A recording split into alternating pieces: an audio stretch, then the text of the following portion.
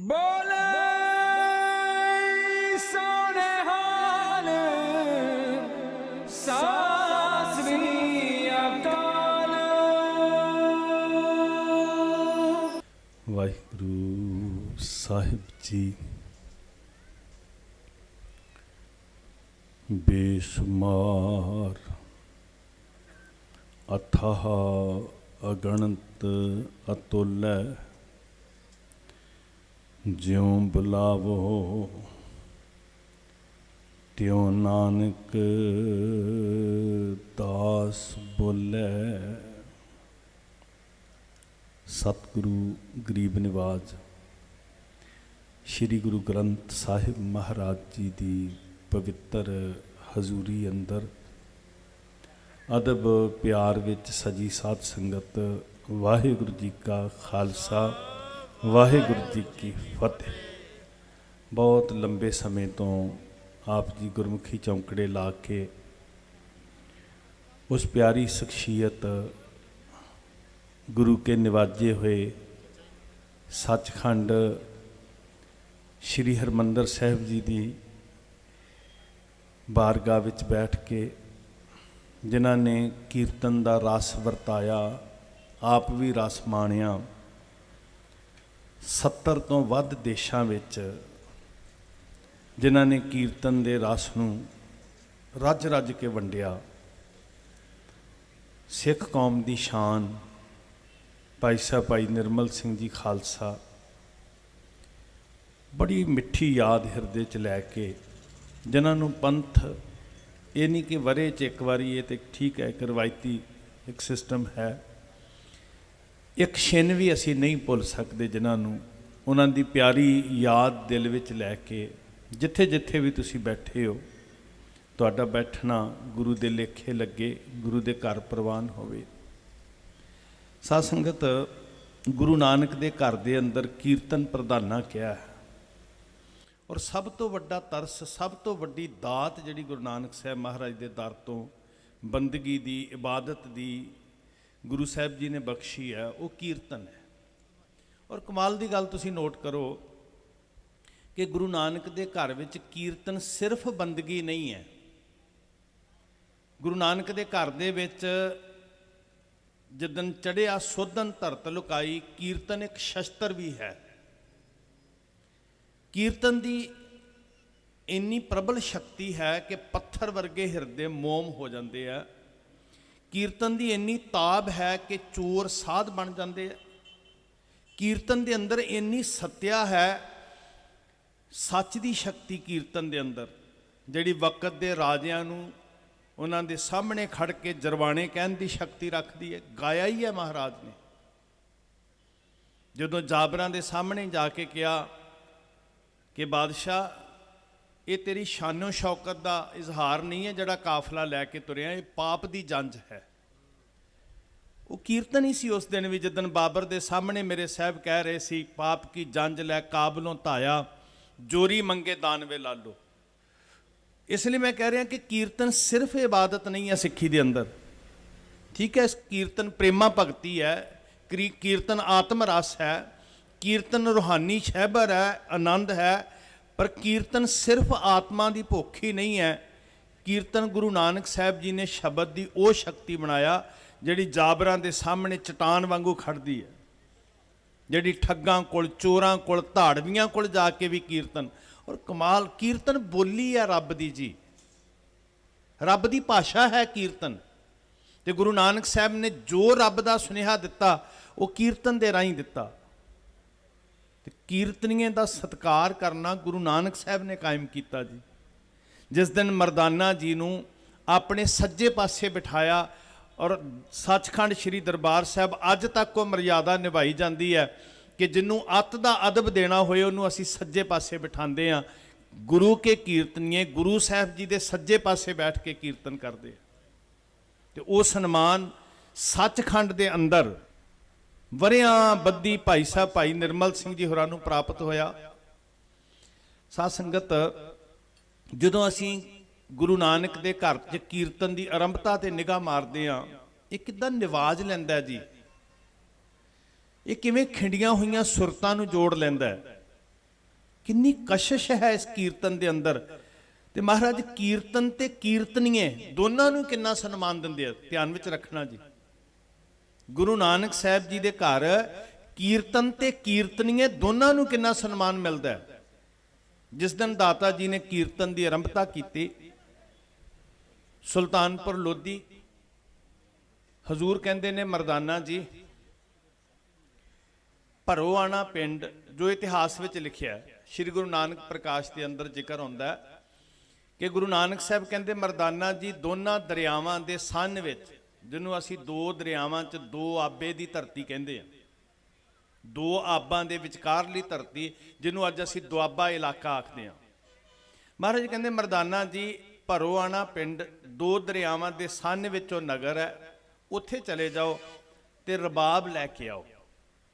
ਇਸ ਦੁਨੀਆ ਅੰਦਰ ਮੈਂ ਮਾਫੀ ਮੰਗ ਕੇ ਸ਼ਬਦ ਵਰਤਦਾ, ਜਿਹੜੇ ਸਾਜ਼ ਕਦੀ ਧਰਮ ਦੀ ਦੁਨੀਆ 'ਚ ਵਿਵਰਜਿਤ ਸਨ, ਤੇ ਕੁਝ ਲੋਕਾਂ ਦੀ ਮਾਨਸਿਕਤਾ ਕਹਿੰਦੀ ਸੀ ਸਾਜ਼ ਵੱਜਣ ਤੇ ਸਾਡੀ ਸੁਰਤ ਖਿੰਡ ਜਾਂਦੀ ਹੈ। ਅੱਜ ਤੱਕ ਬਹੁਤ ਸਾਰੇ ਧਰਮ ਕੇਂਦਰ ਨੇ ਜਿੱਥੇ ਸਾਜ਼ਾਂ ਦਾ ਵੱਜਣ ਦੀ ਮਨਾਹੀ ਹੈ। ਖਿਮਾ ਫੇਰ ਮੰਗਦਾ, ਜਿਹੜੇ ਸਾਜ਼ ਕਦੀ ਤਵਾਇਫਾਂ ਦੇ ਕੋਠਿਆਂ ਤੇ ਵੱਜਦੇ ਸਨ, ਜਿੱਦਣ ਗੁਰੂ ਨਾਨਕ ਸਾਹਿਬ ਨੇ ਸ਼ਬਦ ਨਾਲ ਜੋੜੇ ਤੇ ਉਹ ਸਾਜ਼ ਕੀਰਤਨ ਦਾ ਜ਼ਰੀਆ ਬਣ ਗਏ। ਉਹ ਸਾਜ਼ ਖਿੰਡੀਆਂ ਹੋਈਆਂ ਸੁਰਤਾਂ ਨੂੰ ਇਕਾਗਰ ਕਰਨ ਦਾ ਸਾਧਨ ਬਣ ਗਏ ਗੁਰਮੁਖੋ। ਮਹਾਰਾਜ ਕਹਿਣ ਲੱਗੇ, ਭਾਈ ਮਰਦਾਨਾ ਜੀ ਭਰੋਆਣਾ ਪਿੰਡ ਜਾਓ ਤੇ ਰਬਾਬ ਲੈ ਕੇ ਆਓ। ਬੜੇ ਸਿਆਣੇ ਸਨ ਭਾਈ ਮਰਦਾਨਾ ਜੀ, ਕਿਉਂਕਿ ਉਹ ਗੁਰੂ ਨਾਨਕ ਦੇ ਭਾਈ ਹਨ ਨਾ। ਉਹਨਾਂ ਤੋਂ ਦਾਨਸ਼ਵਰ ਕੌਣ? ਜਿਹਨੂੰ ਗੁਰੂ ਨਾਨਕ ਨੇ ਚੁਣਿਆ ਗੁਰਮੁਖੋ। ਉਹ ਕਿੰਨਾ ਦੁਨੀਆ ਦੇ ਉੱਤੇ ਕਿੰਨਾ ਭਾਗਾਂ ਵਾਲਾ ਹੋਏਗਾ, ਕਿੰਨਾ ਮਹਾਨ ਹੋਏਗਾ, ਕਿੰਨੀ ਮੁਕੱਦਸ ਸੋਚ ਵਾਲਾ ਹੋਏਗਾ ਉਹ। ਮੈਨੂੰ ਮਾਨਯੋਗ ਭਾਈ ਸਾਹਿਬ ਭਾਈ ਨਿਰਮਲ ਸਿੰਘ ਜੀ ਹੋਰਾਂ ਨੇ ਇੱਕ ਵਾਰੀ ਗੱਲ ਸੁਣਾਈ ਸੀ। ਮਲਸ਼ੀਆਂ ਸਮਾਗਮ ਤੇ ਬੁਲਾਉਂਦੇ ਹੁੰਦੇ ਸੀ ਮੈਨੂੰ, ਤੇ ਉੱਥੇ ਅਸੀਸਾਂ ਲੈਣੀਆਂ, ਗਲਵੱਕੜੀ 'ਚ ਲੈ ਕੇ ਆਪਣੇ ਬੱਚਿਆਂ ਵਾਂਗੂ ਪਿਆਰ ਕਰਨਾ। ਜਦੋਂ ਪਿਛਲੇ ਟਾਈਮ ਲਾਸਟ ਟਾਈਮ ਅਸੀਂ ਇਕੱਠੇ ਹੋਏ ਮਲਸ਼ੀਆਂ, ਤੇ ਮੈਨੂੰ ਭਾਈ ਸਾਹਿਬ ਜੀ ਨੇ ਇੱਕ ਗੱਲ ਕਹੀ, ਕਹਿਣ ਲੱਗੇ, ਇਸ ਵਾਰੀ ਮੈਂ ਸਫ਼ਰੇ ਸ਼ਹਾਦਤ ਤੇ ਜ਼ਰੂਰ ਆਵਾਂਗਾ। ਪਰ ਉਹ ਵਾਰੀ ਸੱਚੇ ਪਾਤਸ਼ਾਹ ਹਜ਼ੂਰ ਦੀ ਰਜ਼ਾ ਕਿ ਅਸੀਂ ਤਰਸਦੇ ਰਹਿ ਗਏ, ਸਾਨੂੰ ਨਸੀਬ ਨਹੀਂ ਹੋਈ। ਲੋਹੀਆਂ ਖਾਸ, ਹਾਂਜੀ ਸੌਰੀ ਮਲਸ਼ੀਆਂ ਸ਼ਬਦ ਮੇਰੇ ਮੂੰਹੋਂ ਨਿਕਲ ਗਿਆ, ਲੋਹੀਆਂ ਖਾਸ। ਇੱਕ ਵਾਰੀ ਨਹੀਂ ਕਈ ਵਾਰ ਸਮਾਗਮ ਤੇ ਆਪਾਂ ਜੁੜੇ। ਤੇ ਇਸ ਜਦੋਂ ਲਾਸਟ ਟਾਈਮ ਇਕੱਠੇ ਹੋਏ ਤੇ ਉਹਨਾਂ ਨੇ ਮੈਨੂੰ ਬੜੀ ਸ਼ਿੱਦਤ ਨਾਲ ਇੱਕ ਤੇ ਸ਼ਾਬਾਸ਼ ਦਿੱਤੀ ਆਪਣੇ ਬੱਚਾ ਸਮਝ ਕੇ ਕਿ ਤੂੰ ਚੰਗਾ ਕੰਮ ਕਰ ਰਿਹਾ, ਆਪਣੇ ਸਾਥੀਆਂ ਦੇ ਨਾਲ ਜੁਟਿਆ ਰਹੋ। ਤੇ ਦੂਸਰਾ ਉਹਨਾਂ ਨੇ ਆਪ ਕਿਹਾ, ਮੈਂ ਆਵਾਂਗਾ ਇਸ ਵਾਰੀ ਸਫ਼ਰੇ ਸ਼ਹਾਦਤ ਤੇ। ਉਹ ਸਮਾਂ ਨਹੀਂ ਆ ਸਕਿਆ। ਕੀਰਤਨ ਤੇ ਕੀਰਤਨੀਏ ਦੋਨਾਂ ਨੂੰ ਗੁਰੂ ਸਾਹਿਬ ਨੇ ਕਿਵੇਂ ਸਨਮਾਨ ਦਿੱਤਾ ਸਾਧ ਸੰਗਤ। ਭਾਈ ਮਰਦਾਨਾ ਜੀ ਬੜੇ ਸਿਆਣੇ, ਬੜੇ ਦਾਨੇ ਨੇ, ਜਿਨ੍ਹਾਂ ਨੂੰ ਗੁਰੂ ਨਾਨਕ ਕੀਰਤਨ ਲਈ ਚੁਣਦਾ ਉਹ ਵਾਕਈ ਦਾਨਸ਼ਵਰ ਹੋਣਗੇ। ਤੇ ਮੈਨੂੰ ਉੱਥੇ ਲੋਹੀਆਂ ਭਾਈ ਸਾਹਿਬ ਜੀ ਨੇ ਇੱਕ ਗੱਲ ਸੁਣਾਈ, ਕਹਿੰਦੇ ਮੇਰੀ ਮਿੱਤਰਤਾ ਪਾਕਿਸਤਾਨੀ ਗਾਇਕ ਨਾਲ। ਉਹ ਕਾਇਲ ਸਨ ਜੀ ਸਾਰੇ। ਭਾਵੇਂ ਭਾਈ ਸਾਹਿਬ ਕਹਿੰਦੇ ਸੀ ਮੈਂ ਉਹਨਾਂ ਨੂੰ ਉਸਤਾਦਾਂ ਵਾਂਗ ਮੰਨਦਾ, ਪਰ ਹਕੀਕਤ ਇਹ ਹੈ ਕਿ ਸਿੱਖ ਕੌਮ ਵਾਸਤੇ ਬੜੀ ਫਖਰ ਦੀ ਗੱਲ ਸੀ ਕਿ ਉਹ ਚੋਟੀ ਦੇ ਜਿਹੜੇ ਗਵੰਤਰੀ ਸਨ, ਉਹ ਮੰਨਦੇ ਸਨ ਕਿ ਸਿੱਖਾਂ ਦੇ ਕੋਲ ਕੋਈ ਹੁਨਰ ਹੈ, ਕੋਈ ਕਲਾ ਹੈ। ਉਹ ਕੌਮ ਦੀ ਸ਼ਾਨ ਬਣਦੇ ਸਨ ਜੀ। ਤੇ ਉਹਨਾਂ ਨੇ ਮੈਨੂੰ ਇੱਕ ਗੱਲ ਸੁਣਾਈ, ਕਹਿੰਦੇ ਜੀ ਗੁਲਾਮ ਅਲੀ ਸਾਹਿਬ ਕਹਿੰਦੇ ਮੇਰੇ ਨਾਲ ਆਏ ਤੇ ਉਹਨਾਂ ਨੇ ਆ ਕੇ ਕਿਹਾ ਵੀ ਧੰਨ ਉਹ ਨੇ ਜਿਹੜੇ ਦਰਬਾਰ ਸਾਹਿਬ ਕੀਰਤਨ ਕਰਦੇ ਆ। ਗਾਉਣ ਦੀ ਕਲਾ ਹੋਣੀ, ਹੁਨਰ ਹੋਣਾ ਅਲੱਗ ਚੀਜ਼ ਹੈ। ਤੇ ਗੁਲਾਮ ਅਲੀ ਸਾਹਿਬ ਦੇ ਬੋਲ ਉਹਨਾਂ ਨੇ ਮੈਨੂੰ ਦੱਸੇ, ਕਹਿੰਦੇ ਗੁਲਾਮ ਅਲੀ ਸਾਹਿਬ ਕਹਿੰਦੇ ਜਿਨ੍ਹਾਂ ਨੂੰ ਗੁਰੂ ਰਾਮਦਾਸ ਜੀ ਨੇ ਚੁਣਿਆ ਉਹ ਕਿੰਨੇ ਮਹਾਨ ਹੋਣਗੇ। ਦੁਨੀਆ ਤੇ ਬੜੇ ਬੜੇ ਰਾਗਾਂ ਦੇ ਧਨੀ ਹੋਣਗੇ, ਕਲਾਵਾਨ ਹੋਣਗੇ, ਆਵਾਜ਼ਾਂ ਵਾਲੇ, ਅੰਦਾਜ਼ਾਂ ਵਾਲੇ ਹੋਣਗੇ, ਪਰ ਮਾਣ ਸਾਰਿਆਂ ਨੂੰ ਨਹੀਂ ਮਿਲਦਾ ਕਿ ਉਹ ਗੁਰੂ ਰਾਮਦਾਸ ਜੀ ਦੇ ਦਰ ਤੇ ਬੈਠ ਕੇ ਕੀਰਤਨ ਕਰਨ। ਇਹ ਮਾਣ ਭਾਈ ਸਾਹਿਬ ਜੀ ਦੀ ਝੋਲੀ 'ਚ ਪਿਆ। ਜਿਨ੍ਹਾਂ ਨੂੰ ਗੁਰੂ ਨਾਨਕ ਚੁਣਦਾ ਗੁਰਮੁਖੋ ਕਿੰਨੇ ਕੁ ਮਹਾਨ ਹੋਣਗੇ।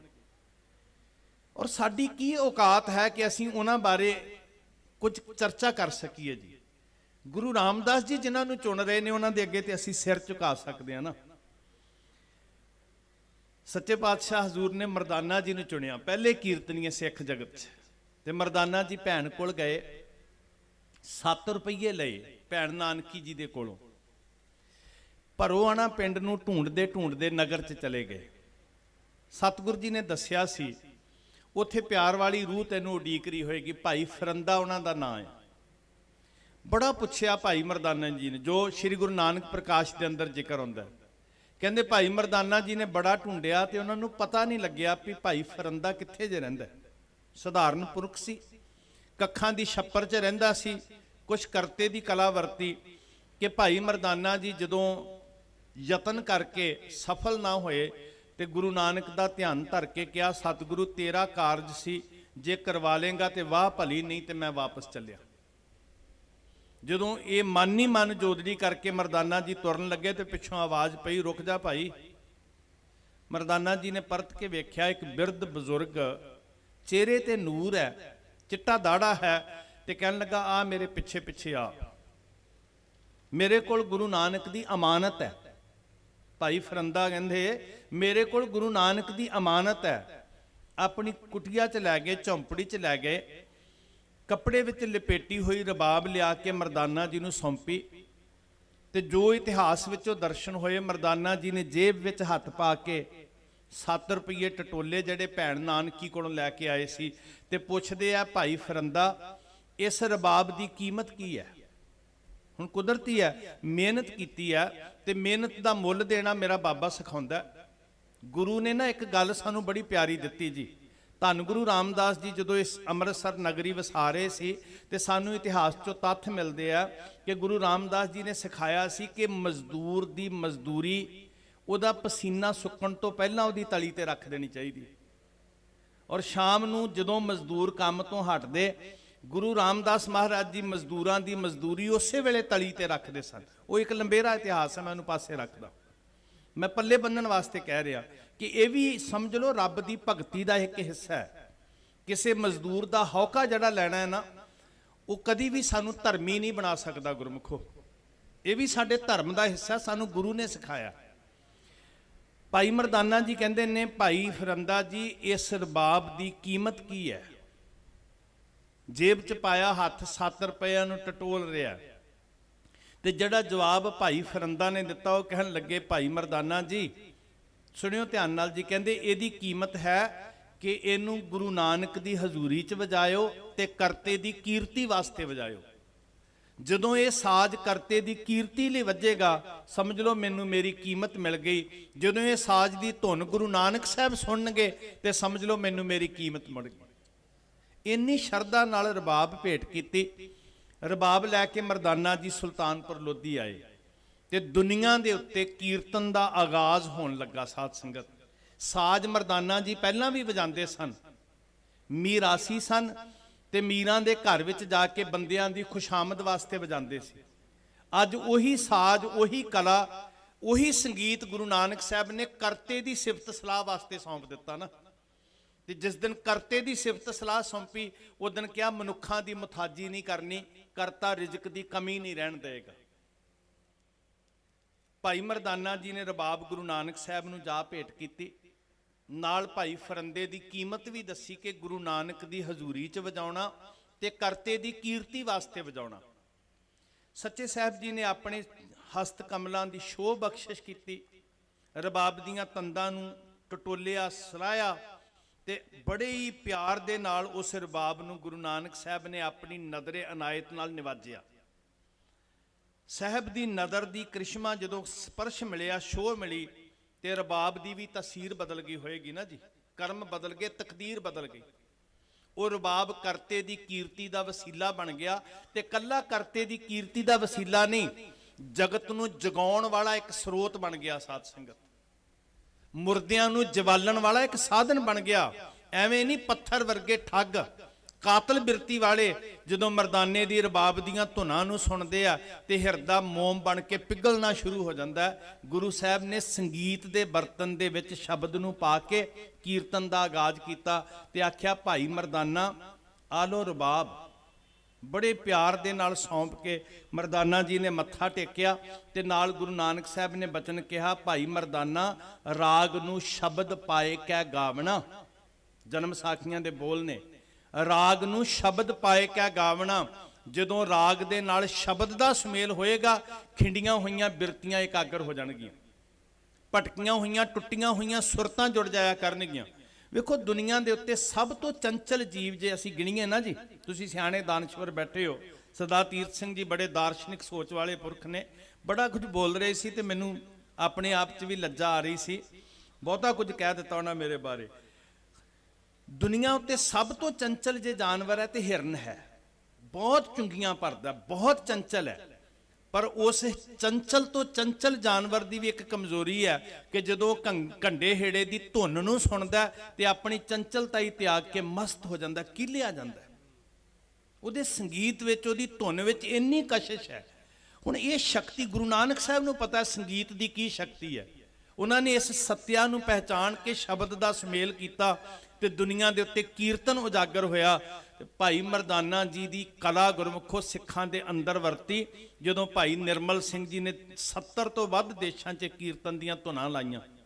ਔਰ ਵਾਕਈ ਜੀ ਅਸੀਂ ਬਹੁਤ ਛੋਟੇ ਹੁੰਦੇ ਸੀ ਤੇ ਇੱਕ ਭੁੱਖ ਹੁੰਦੀ ਸੀ, ਯਕੀਨ ਕਰਨਾ ਮੈਂ ਗੁਰੂ ਦੀ ਹਜ਼ੂਰੀ 'ਚ ਕਹਿ ਰਿਹਾ, ਬਹੁਤ ਛੋਟੇ ਸੀ, ਅਜੇ ਪੜ੍ਹਦੇ ਸੀ ਤੇ ਅੰਦਰ ਇੱਕ ਭੁੱਖ ਹੁੰਦੀ ਸੀ ਕਿ ਦਰਬਾਰ ਸਾਹਿਬ ਜਾਈਏ ਤੇ ਕਿਤੇ ਉਹ ਸ਼ਬਦ ਸੁਣਨ ਨੂੰ ਮਿਲੇ ਨਾ, ਬੰਬੀਹਾ ਅੰਮ੍ਰਿਤ ਵੇਲੇ ਬੋਲਿਆ ਤਾਂ ਦਰ ਸੁਣੀ ਪੁਕਾਰ। ਔਰ ਜਦੋਂ ਕਿਤੇ ਸੁਣਨ ਨੂੰ ਮਿਲ ਜਾਣਾ ਜਾਂ ਰੇਡੀਓ 'ਚ ਕੀਰਤਨ ਆਉਣਾ, ਸੱਚੀ ਮੁੱਚੀ ਭਾਵੇਂ ਕੀਰਤਨ ਦੀ ਬਹੁਤੀ ਸਮਝ ਨਹੀਂ ਸੀ, ਪਰ ਤੁਰੇ ਜਾਂਦਿਆਂ ਸੁਰਤਾਂ ਵਾਕਈ ਟਿਕ ਜਾਂਦੀਆਂ ਸੀ। ਉਹ ਪਿਆਰੀ ਆਤਮਾ ਜਿਨ੍ਹਾਂ ਨੇ ਗੁਰੂ ਨਾਨਕ ਦੀ ਵਿਰਾਸਤ ਨੂੰ ਸਾਂਭਿਆ, ਸਾਧ ਸੰਗਤ, ਜਿਹੜੇ ਭਾਈ ਮਰਦਾਨਾ ਜੀ ਦੇ ਅਸਲੀ ਵਾਰਸ ਨੇ, ਉਹਨਾਂ ਨੂੰ ਮਰਦਾਨਾ ਜੀ ਦੇ ਵਾਰਸ ਹੋਣ ਕਰਕੇ ਮੈਂ ਮੱਥਾ ਟੇਕਦਾ ਗੁਰਮੁਖੋ। ਔਰ ਦੁੱਖ ਵੀ ਹੁੰਦਾ ਕਿ ਜਿਸ ਤਰ੍ਹਾਂ ਸਾਨੂੰ ਕਦਰ ਕਰਨੀ ਚਾਹੀਦੀ ਸੀ ਨਾ, ਨਹੀਂ ਕੀਤੀ। ਉਹ ਭਾਗਾਂ ਵਾਲੀ ਰੂਹ 9 ਘੰਟੇ ਜਿਨ੍ਹਾਂ ਨੇ ਲਗਾਤਾਰ ਸ੍ਰੀ ਦਰਬਾਰ ਸਾਹਿਬ ਕੀਰਤਨ ਕੀਤਾ ਜੀ। 1984 ਚ ਭਾਰਤੀ ਫੌਜ ਵੱਲੋਂ ਸ੍ਰੀ ਹਰਮੰਦਰ ਸਾਹਿਬ ਤੇ ਹਮਲਾ ਹੋਇਆ, ਟੈਂਕਾਂ ਤੇ ਤੋਪਾਂ ਦੇ ਨਾਲ। ਇੱਕ ਵਾਰੀ ਅੰਮ੍ਰਿਤਸਰ ਸਾਹਿਬ ਪੂਰਾ ਪੰਜਾਬ ਗੜਗੜਾ ਉੱਠਿਆ, ਲੋਕਾਂ ਦੀਆਂ ਰੂਹਾਂ ਕੰਬ ਗਈਆਂ ਤੇ ਇਹ ਗੁਰੂ ਕਾ ਸਪੂਤ ਗੁਰੂ ਰਾਮਦਾਸ ਜੀ ਦੀ ਨਵਾਜੀ ਹੋਈ ਇਹ ਰੂਹ 9 ਘੰਟੇ ਹਰਮੰਦਰ ਸਾਹਿਬ ਦੇ ਅੰਦਰ ਬੈਠ ਕੇ ਕੀਰਤਨ ਕਰਦੀ ਰਹੀ। ਵੇਖੋ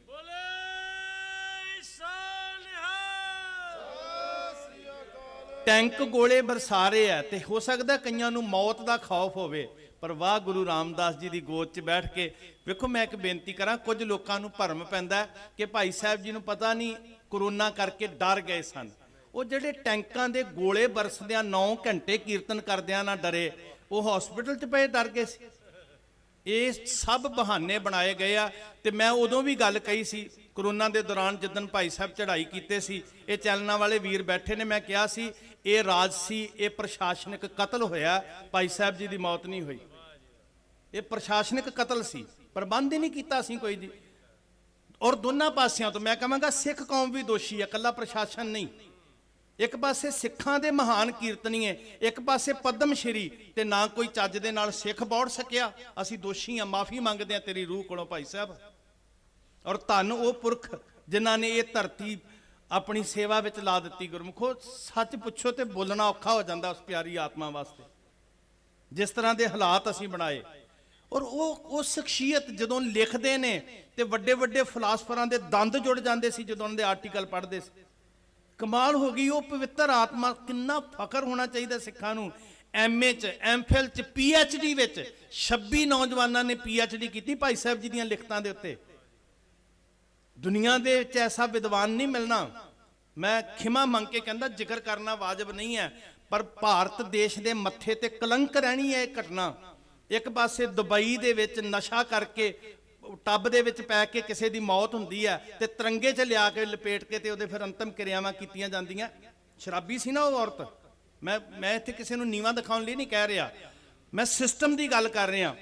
ਕਾਰਨ ਕੀ ਸੀ ਕਿ ਉਹ ਗੁਰੂ ਰਾਮਦਾਸ ਜੀ ਦਾ ਸਿੱਖ ਸੀ, ਤੇ ਬਦਕਿਸਮਤੀ ਕੀ ਕਿ ਸਿੱਖ ਹੋਣ ਕਰਕੇ ਉਹਨਾਂ ਨੂੰ ਤਿਰੰਗੇ ਨਹੀਂ ਮਿਲੇ, ਪਰ ਸਿੱਖਾਂ ਨੇ ਵੀ ਜਿਸ ਰੂਪ 'ਚ ਕਦਰ ਕਰਨੀ ਸੀ ਨਾ ਉਦੋਂ ਕੀਤੀ ਤੇ ਨਾ ਅੱਜ ਕਰ ਰਿਹਾ ਕੋਈ। ਮੈਂ ਬਾਬਾ ਹਰਚਰਨ ਸਿੰਘ ਰਮਦਾਸਪੁਰ ਤੋਂ ਆਏ, ਮੈਂ ਧੰਨਵਾਦ ਕਰਦਾ ਵੀ ਕੋਈ ਸੰਸਥਾ ਤੇ ਕੌਮ ਦੀ ਆਈ। ਜਿਸ ਤਰ੍ਹਾਂ ਕੌਮ ਦੀਆਂ ਸੰਸਥਾਵਾਂ ਨੂੰ ਅਦਬ ਕਰਨਾ ਚਾਹੀਦਾ ਸੀ, ਅਸੀਂ ਨਹੀਂ ਕਰ ਪਾਏ ਗੁਰਮੁਖੋ। ਅਸੀਂ ਤੇ ਇਸ ਧਰਤੀ ਤੇ ਸੱਚੀ ਮੁੱਚੀ ਉਹਨਾਂ ਦੀ ਰੂਹ ਕੋਲੋਂ ਮਾਫੀ ਮੰਗਣ ਆਉਂਦੇ ਹਾਂ ਵੀ ਘਰਾਂ 'ਚ ਅਸੀਂ ਕੈਦ ਬੈਠੇ ਸੀ, ਕੁਛ ਕਰ ਨਹੀਂ ਸੀ ਸਕਦੇ, ਪਰ ਕਲਪਿਆ ਜ਼ਰੂਰ ਸਾਰਾ ਸਿੱਖ ਪੰਥ। ਤੋ ਅੱਜ ਜਿੱਥੇ ਜਿੱਥੇ ਵੀ ਤੁਸੀਂ ਬੈਠੇ ਹੋ ਗੁਰਮੁਖੋ, ਉਹ ਪਿਆਰੀ ਰੂਹ ਸਦਾ ਸਾਡੇ ਨਾਲ ਨੇ। ਉਹਨਾਂ ਦੀਆਂ ਧੁਨਾਂ, ਉਹਨਾਂ ਦਾ ਕੀਰਤਨ ਅੱਜ ਵੀ ਗੂੰਜ ਰਿਹਾ। ਮੈਨੂੰ ਪਤਾ ਗੋਬਿੰਦਗੜ੍ਹ ਕੀਰਤਨੀ ਸਿੰਘਾਂ ਦੀ ਇੰਟਰਵਿਊ ਸੀ ਤੇ ਮੈਨੂੰ ਵੀ ਨਾਲ ਬਿਠਾ ਲਿਆ ਉਹਨਾਂ ਨੇ। ਤੇ ਜਦੋਂ ਉਹਨਾਂ ਨੇ ਆਉਂਦਿਆਂ ਸਾਰ ਸ਼ਬਦ ਸ਼ੁਰੂ ਕੀਤਾ ਨਾ, ਇੰਨੇ ਪਿਆਰ ਵਿੱਚ ਆਵਾਜ਼ ਲਾਈ, ਤੇ ਮੇਰੇ ਨਾਲ ਜਿਹੜੇ, ਮੈਨੂੰ ਤੇ ਕੀਰਤਨ ਦੀ ਬਹੁਤੀ ਵਾਕਫ ਵੀ ਨਹੀਂ, ਮੈਂ ਤੇ ਸ਼ਬਦ ਦਾ ਉਚਾਰਨ ਵੇਖਣਾ ਸੀ। ਮੇਰੇ ਨਾਲ ਜਿਹੜੇ ਕੀਰਤਨੀਏ ਬੈਠੇ ਸੀ ਨਾ ਇੰਟਰਵਿਊ ਵਾਸਤੇ, ਉਹਨਾਂ ਨੇ ਰੋਕ ਦਿੱਤਾ, ਕਹਿੰਦੇ ਬਸ ਤੁਹਾਡੀ ਇੰਟਰਵਿਊ ਨਹੀਂ ਲੈਣੀ, ਤੁਸੀਂ ਸ਼ਬਦ ਗਾਇਨ ਕੀਤਾ ਹੋਇਆ ਸ਼ੁਰੂ ਕੀਤਾ ਭਾਈ ਸਾਹਿਬ ਭਾਈ ਨਿਰਮਲ ਸਿੰਘ ਜੀ ਦਾ, ਤੇ ਜਿਹੜਾ ਕੀਰਤਨੀਆ ਭਾਈ ਨਿਰਮਲ ਸਿੰਘ ਜੀ ਦੇ ਸ਼ਬਦ ਦੀ ਸੁਰ ਚੁੱਕ ਸਕਦਾ ਉਹਦਾ ਇਮਤਿਹਾਨ ਅਸੀਂ ਨਹੀਂ ਲੈ ਸਕਦੇ। ਕਹਿੰਦੇ ਇੰਨੇ ਮਾਣਮੱਤੀ ਜੀ, ਸਾਨੂੰ ਕਿੰਨਾ ਫਖਰ ਹੋਣਾ ਚਾਹੀਦਾ ਸੀ। ਸੱਚੇ ਸਾਹਿਬ ਜੀ ਦੇ ਚਰਨਾਂ ਚ ਅਰਦਾਸ ਹੈ, ਔਰ ਇਹਨਾਂ ਵੀਰਾਂ ਦਾ ਧੰਨਵਾਦ ਹੈ, ਵੀਰ ਮਸਕੀਨ ਸਿੰਘ ਦਾ, ਵੀਰ ਅਮਤੇਸ਼ਵਰ ਸਿੰਘ ਦਾ। ਇਹਨਾਂ ਨੇ ਮੈਨੂੰ ਪੁੱਛਿਆ ਵੀ ਤੁਹਾਡੇ ਕੋਲ ਮੇਰਾ ਨੰਬਰ ਕਿਵੇਂ, ਮੈਂ ਕਿਹਾ ਨੰਬਰ ਤੇ ਮੈਂ ਉਸੇ ਦਿਨ ਦਾ ਹੀ ਜਦੋਂ ਤੁਸੀਂ ਟੀਵੀ ਦੇ ਉੱਤੇ ਹੰਝੂ ਵਹਾ ਰਹੇ ਸੀ, ਠੀਕ ਹੈ, ਨਹੀਂ ਸਬੱਬ ਬਣ ਸਕਿਆ ਮਿਲਣ ਦਾ। ਸ਼ੁਕਰ ਹੈ ਤੁਸੀਂ ਉਹਨਾਂ ਦੀ ਯਾਦ ਨੂੰ, ਇਹਨੂੰ ਉਦਮ ਨੂੰ ਛੋਟਾ ਨਾ ਸਮਝਿਓ, ਇਹਨੇ ਬਹੁਤ ਵੱਡਾ ਬ੍ਰਿਕਸ਼ ਬਣਨਾ। ਸਾਹਿਬ ਕਰੇ ਇਹ ਨੌਜਵਾਨ ਬੱਚਿਆਂ ਨੂੰ ਜਿਵੇਂ ਪ੍ਰੇਮ ਕੀਰਤਨ ਨਾਲ ਜਾਗ ਰਿਹਾ, ਨਤੀਜੇ ਬੜੇ ਵਧੀਆ ਨਿਕਲਣਗੇ, ਚੰਗੇ ਨਿਕਲਣਗੇ। ਠੀਕ ਹੈ, ਚਲੇ ਤੇ ਸਾਰਿਆਂ ਨੇ ਜਾਣਾ ਸੰਸਾਰ ਤੋਂ, 5 ਭੂਤਕ ਸਰੀਰ ਹੈ, 5 ਚ ਮਿਲ ਹੀ ਜਾਣਾ, ਤੱਤਾਂ ਚ, ਪਰ ਕਿਸੇ ਦੀ ਕਰਨੀ ਚੇਤੇ ਰਹਿੰਦੀ ਹੈ, ਕਮਾਈ ਚੇਤੇ ਰਹਿੰਦੀ ਹੈ, ਦੇਣ ਚੇਤੇ ਰਹਿੰਦੀ ਹੈ। ਤੇ ਉਹਨਾਂ ਨੂੰ ਬਾਰ-ਬਾਰ ਉਹਨਾਂ ਦੀ ਉਸ ਘਾਲਣਾ ਨੂੰ, ਉਹ ਕੀਰਤਨ ਦੀ ਕਮਾਈ ਨੂੰ ਨਮਸਕਾਰ ਕਰਦੇ ਆ। ਸੱਚੇ ਸਾਹਿਬ ਜੀ ਦੇ ਚਰਨਾਂ ਚ ਅਰਦਾਸ, ਉਹਨਾਂ ਤੋਂ ਪ੍ਰੇਰਨਾ ਲੈ ਕੇ ਦਾਤਾ ਜੀ ਇਦਾਂ ਹੀ ਕੀਰਤਨੀਏ ਕੌਮ ਦੀ ਝੋਲੀ ਚ ਪਾਓ। ਇਹ ਬੱਚਿਆਂ ਦੇ ਸਿਰ ਤੇ ਗੁਰੂ ਪੰਥ ਤੇ ਸਤਿਗੁਰੂ ਗੁਰੂ ਗ੍ਰੰਥ ਦੋਨੋਂ ਹੀ ਹੱਥ ਰੱਖਣ। ਮੈਂ ਬੇਨਤੀ ਕਰਦਾ, ਇਹ ਮੇਰੇ ਵੀਰ ਬੈਠੇ ਆ, ਇਹਨਾਂ ਦੇ ਸਿਰ ਤੇ ਗੁਰੂ ਪੰਥ ਵੀ ਹੱਥ ਰੱਖੇ ਤੇ ਸਾਹਿਬ ਗੁਰੂ ਗ੍ਰੰਥ ਸਾਹਿਬ ਤੁਸੀਂ ਵੀ ਹੱਥ ਰੱਖੋ। ਇਹ ਆਪਣੇ ਪਿਤਾ ਦੀ ਵਿਰਾਸਤ ਨੂੰ ਸਾਂਭ ਕੇ ਲੋਕਾਂ ਤੱਕ ਸੁਨੇਹਾ ਪਹੁੰਚਾਉਂਦੇ ਰਹਿਣ। ਬਹੁਤ ਧੰਨਵਾਦ, ਤੁਸੀਂ ਪਿਆਰ ਦਿੱਤਾ, ਔਰ ਮਾਣ ਮਹਿਸੂਸ ਹੋਇਆ ਕਿ ਇਸ ਧਰਤੀ ਦੀ ਸ਼ੋਅ ਲੈਣ ਦਾ ਮੌਕਾ ਅੱਜ ਮੈਨੂੰ ਮਿਲਿਆ। ਅਸੀਸ ਦੇਣੀ ਜੀ। ਵਾਹਿਗੁਰੂ ਜੀ ਕਾ ਖਾਲਸਾ, ਵਾਹਿਗੁਰੂ ਜੀ ਕੀ ਫਤਿਹ। बोले